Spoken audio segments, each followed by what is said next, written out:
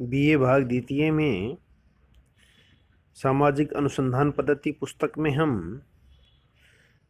निदर्शन विधि का अध्ययन कर रहे थे। सबसे सर्वप्रथम हम निदर्शन विधि कहते किसे हैं, इसकी परिभाषा व अर्थ को समझेंगे। विभिन्न विद्वानों ने निदर्शन का अलग अलग अर्थ एवं परिभाषा व्यक्त की, जिसमें गुड्डे व होट के अनुसार एक निदर्शन, जैसा कि इसके नाम से ही स्पष्ट होता है, कि एक विस्तृत समूह का एक लघुतर प्रतिनिधि है। वहीं पी.वी. यंग के अनुसार एक सांख्यिकीय निदर्शन संपूर्ण समूह अथवा योग का एक लघुकृत आकार का चित्र है, जिससे कि निदर्शन लिया गया है। वहीं बोगार्ड्स लिखते हैं कि निदर्शन एक पूर्व निर्धारित योजना के अनुसार इकाइयों के एक समूह में निश्चित प्रतिशत का चयन है। सिन पाओ यंग कहते हैं कि एक सांख्यिकीय निदर्शन संपूर्ण समूह का प्रातिनिधिक अंश है। इन सभी परिभाषाओं से स्पष्ट होता है कि निदर्शन बहुत बड़े समूह का एक छोटा प्रतिनिधि होता है, जिसमें समूह के समस्त लक्षण विद्यमान होते हैं।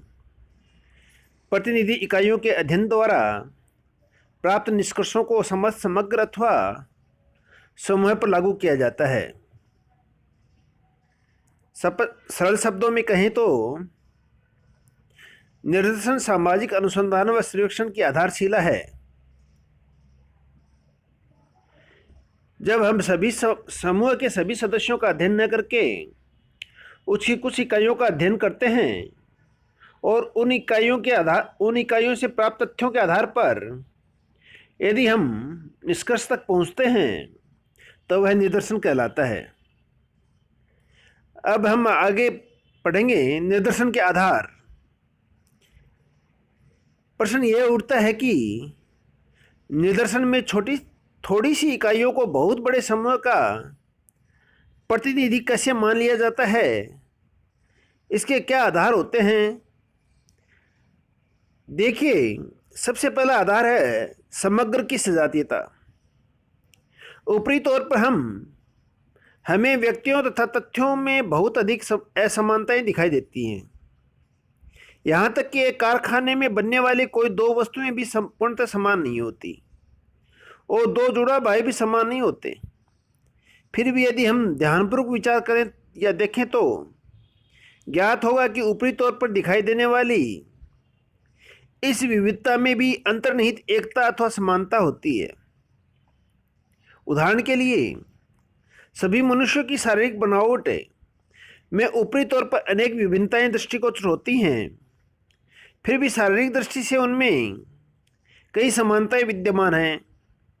यही कारण है कि निदर्शन को समग्र का प्रतिनिधि मान लिया जाता है।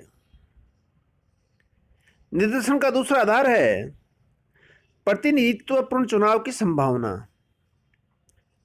निदर्शन इस मान्यता पर आधारित है कि संपूर्ण समूह में से थोड़ी सी इकाइयों का चयन इस प्रकार किया जाता है कि वे समग्र का प्रतिनिधित्व कर सकें, किंतु इसके लिए आवश्यक है कि निदर्शन की इकाइयों में से सभी विशेषताएं हों और जो मूल समग्र में समाहित हों। इसका तीसरा आधार है उचित परिशुद्धता। कोई भी निदर्शन 100% रूप से समग्र का प्रतिनिधित्व नहीं कर सकता, फिर भी पर्याप्त मात्रा में परिशुद्धता प्राप्त की जा सकती है। हमारा यह प्रयास होना चाहिए कि निदर्शन में इकाइयों की संख्या पर्याप्त हो ताकि वह प्रतिनिधिपूर्ण हो सकें और उनके अध्ययन से निकाले गए निष्कर्ष वास्तविक स्थिति का चित्रण कर सकें।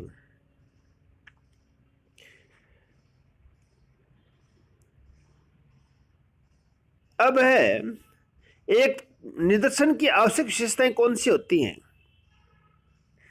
किसी भी निदर्शन की आवश्यक विशेषताओं में हम समग्र का प्रतिनिधित्व है, पर्याप्त आकार, निदर्शन करते समय निष्पक्षता, निदर्शन साधनों के अनुरूप हो, निदर्शन उद्देश्य के अनुरूप हो, सामान्य ज्ञान व तर्क पर आधारित हो, व्यवहारिक अनुभवों पर आधारित हो और निदर्शन के लिए स्वतंत्रता हो।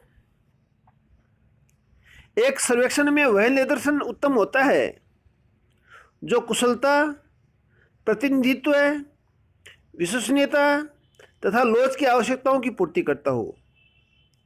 अनावश्यक व्यय बचाने की दृष्टि से निदर्शन को पर्याप्त छोटा होना चाहिए तथा ऐसा त्रुटि को दूर करने के लिए इसे पर्याप्त बड़ा भी होना चाहिए। धन्यवाद।